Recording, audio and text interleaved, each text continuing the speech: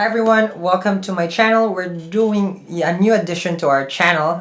We're bringing Dr. Arjun for our monthly prediction. So expect this monthly prediction for love and finances. And this video is about Aries. It would be very helpful if you know your Vedic sidereal chart. If you are wondering, that's what we practice in this channel. So we're going to be looking into two parts of your life, which is going to be involving career, finances, and your love for every month. So expect this upload regularly, before the start of the month or during the first week of the month. So this is going to be for your January 2020, and we'll be looking at it from the ascendant sign and also from the moon sign. So let's welcome Dr. Arjun Pai. Hi, Dr. Pai. Yeah, thank you, Sal, and welcome to everybody on your channel. I know we said we're going to do this series of videos for all the ascendants and the moon signs. Yes. Firstly, a few disclaimers before your viewers can go and start looking at each of these videos. Firstly, I want to say this is Vedic astrology, so you'll have to look at your ascendant or your moon signs, and we'll be doing these predictions based on that. And we'll be doing a monthly predictions. But what I want to say to you when you do Vedic astrology and when you do these transit videos, you have to know this is very general. Yes. We try to keep it as accurate as possible for the ascendants, but if you really need to get to know exact details, even date-wise, then you will have to actually go to your Mahadashas, which means the major period. Yes. And then you also have to know about the yogas. Yogas means what are the combinations which will be formed, and how that is going to pan out for you. Okay, so we'll do our best to see how we can address each of the zodiac signs as we go along this series for January 2020. Perfect. So if you're watching this, like what Dr. Pai mentioned, we're doing Vedic sidereal astrology, and it is a general read. But we're gonna try as much as possible for accuracy. But remember that always the Mahadasha, would be the one first before to follow before we go to the transit. So this is gonna be a general scope, general prediction for the Aries ascendant. Okay. So let's begin, Dr. Pai. Yeah. Okay. Okay. So first of all, coming January, something that is significant that we're all expecting is the January 27, I feel. And before, but January 10, we do have isn't it the eclipse also is on January 10, and then we have January 27. Saturn moves out of Sagittarius and going towards Capricorn. So. Yeah. So that's what I'm looking at right now. But let's hear you out first, Dr. Pai, for the Aries ascendant and the moon. Okay. With Aries ascendant, I would like to say we go by even looking at the major dates for the month of January. You'll have an eclipse, which is a lunar eclipse, which is happening on the 10th of January 2020. And this eclipse is going to be in the sign of Gemini. So for Aries ascendant, this would be in their third house. And what I would see, a lot of themes, which would be recurring themes, will be playing in their lives.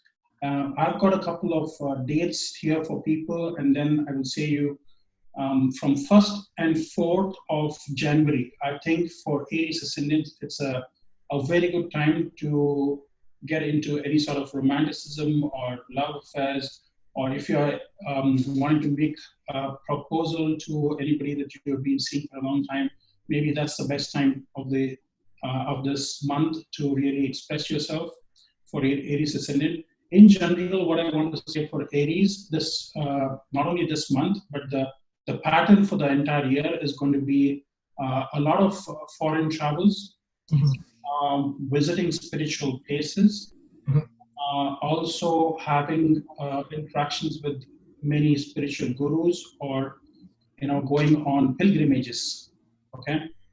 Also, what I see, father is going to be a very prominent figure in this month and this whole year.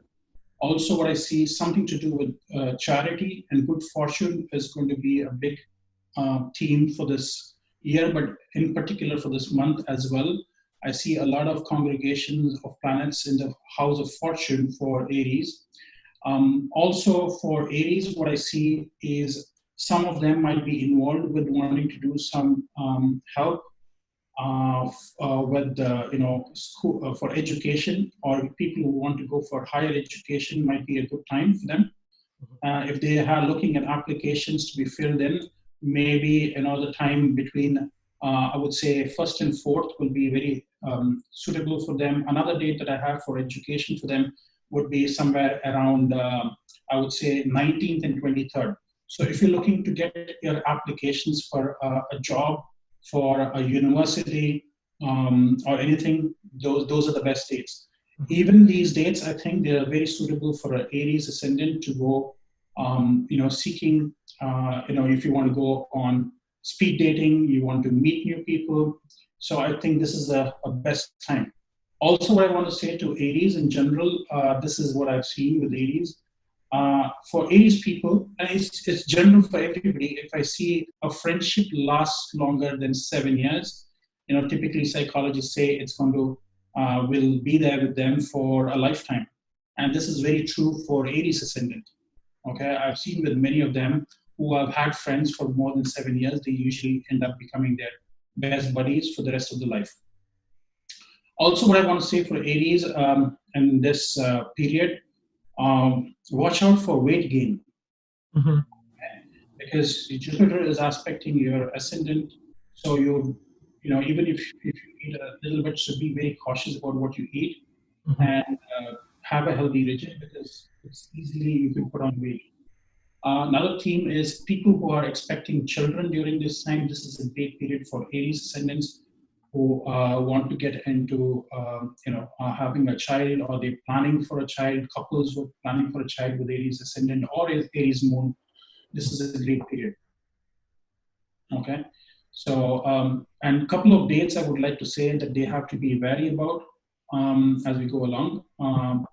5th to 9th, Aries ascendant have to be worried about anything to do with maybe a misunderstanding with your spouse or your partner, or with your maternal uncle, or also sometimes with if you're going to apply for a job application or something. This is not a good period. The 5th to 9th of Jan, and the best period for spending time with your partner or with your spouse, or with doing any activities which requires you to be very prominent. I think between 9th and 14th is the best time for Aries ascendant. They should really look forward for that.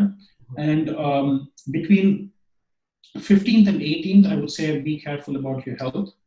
Mm-hmm. That's the period that I would say for Aries ascendant, they have to really watch out. Also for Aries, any misunderstandings with your spouse's family, that is a period that you have to be really careful. And then I would say for all religious activities, for education, for anything to do with, I said 19th to 23rd of, would be the best period for you. Mm-hmm. Okay.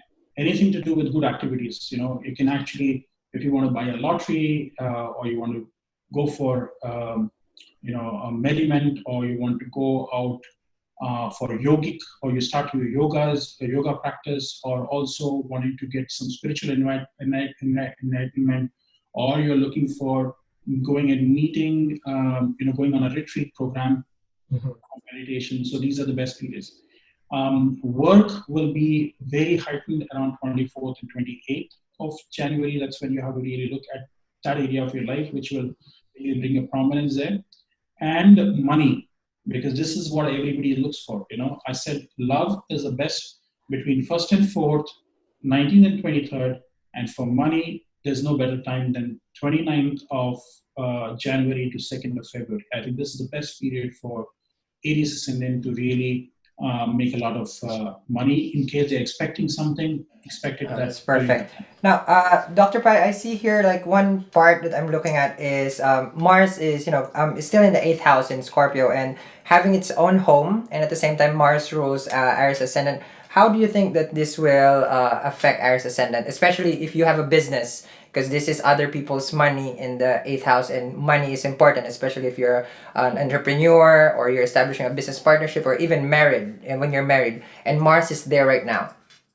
Yeah. So Mars, if you look at the granular level, what I go to the constellations, Mars will be going through two constellations called Anuradha in the Vedic, and it will be going through Jyeshta Nakshatra. Okay, this is the period that I'm seeing when Mars will be from 30th of December to 19th. It will be in Anuradha.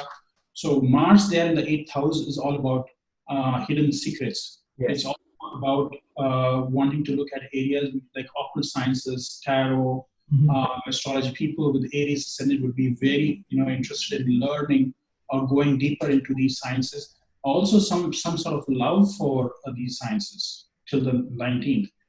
After that, what I see is there is a sense of between 19th and 7th of February. That's when it's in the constellation of Jyeshta, Mars. Jyeshta makes you very competitive. At the same time, it's like it's your way or the highway for the Aries. They get very frustrated. They want to muscle their way through, a little bit of aggression, a little bit of competitiveness. It's also kind of protecting the meek and the weak.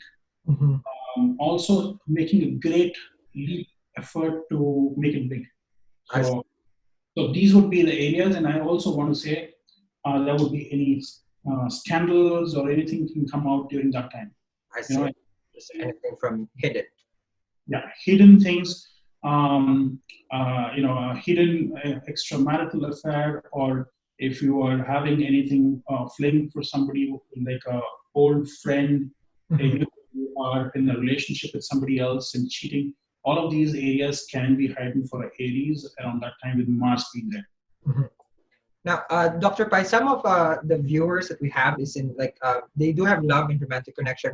But considering, for example, second marriages, because Jupiter right now is going to be in the, normally we read from the seventh, and then we would have to have a second marriage. Jupiter is in its own home, Jupiter in Sagittarius. How about for those people who's looking for a second marriage? What do you think for those people? Excellent time for people who wanting to go for a second marriage, because Jupiter in the ninth house is the third house from the seventh house. So that's a beautiful time for them. Also wanting to go on short journeys. I think for Aries, it's a brilliant time to go on short journeys. Merriment. I think this Christmas and New Year's is going to be a lot of music and noise and, with family and friends and all of that. But for people who want to go for second marriage, I think it's just, I would like to say it might take about another month or two. Why? To stabilize, because we just had an eclipse in the ninth house for them in Mula Nakshatra. So, but I think Jupiter, once it moves away from Mula, I think that's when they see most of their things wanting to get into second marriage or second love affair or something like that. It's very, very bright for Aries. And then, as far as like stability of their career for people who are, climbing the corporate ladder, as far like Saturn goes into natural home for after 30 years, it's like from what I'm seeing here, it's like a stable career starting, can be for the next 2.5 years, and lamenting them where they're supposed to be. Yeah, I think for Aries, it's a beautiful time with Venus transiting in the 10th house for them at the moment. This scope, and Venus being the second house lord and the seventh house lord, I think it's all about money. It's all about their recognition, name, fame, and their in the society as well as their work environment. But also, what I feel is something to do with beauty, because I think maybe getting their workstation, beautified, cleansing, cleaning, putting some flowers there, getting some colors out there, going for a complete rehaul, or rather a new wardrobe. I think for Aries, that will really make sense if they have to get for a complete overhaul of their wardrobe and get new clothes for the new year. I see. Okay. So for the Aries ascendant, everybody, so it's gonna the way that that we are looking at it right now, it's gonna be a good month generally, as as a collective, as far as Jupiter guru, meeting new teacher in your life, for second marriage, and it's like a little bit later on as far as like the eclipse has influenced us, and like what Dr. Pai has mentioned, it's a everything. It's a good time to be an Aries right now, an Aries ascendant and an Aries moon. All right. So with that said, any kind of last message for the Aries, Dr. Aries, I think the final message is this is a fantastic year for them with Moon, Jupiter going to their ninth house, and Saturn will be going into the 10th house, which is again a great year for them. Um, One more thing is, I think you have to probably some areas related to their ancestral property will come up, and for many of them, I think it will make sense if they are involved with some religious institution, or if there is any repair work that needs to be done with an educational institution like a university to their alma mater, or even if they want to give as a charity or a donation to the alma mater. I think this is the best time for them. Sounds perfect. Okay. So that's Dr. Pai. So make sure everybody, okay, you follow Dr. Pai. We're gonna be putting all his information. He also has his own YouTube channel, which we're gonna put the link down there, and everything for any consultations that you would like to have with Dr. Pai. And like what I mentioned, I consult Dr. Pai. So if I do, then you probably better do it also. All right. So thank you very much, Dr. Pai, for our prediction for today. We're gonna be seeing you again next month, as this is a regular program that we have for each of the ascendant and moon signs. And again, we do practice Vedic sidereal astrology. And if you do not know your chart, we'll be putting a link in the description box to help you get that information. Have a wonderful, wonderful January, Aries, and I'll see you guys again. Bye.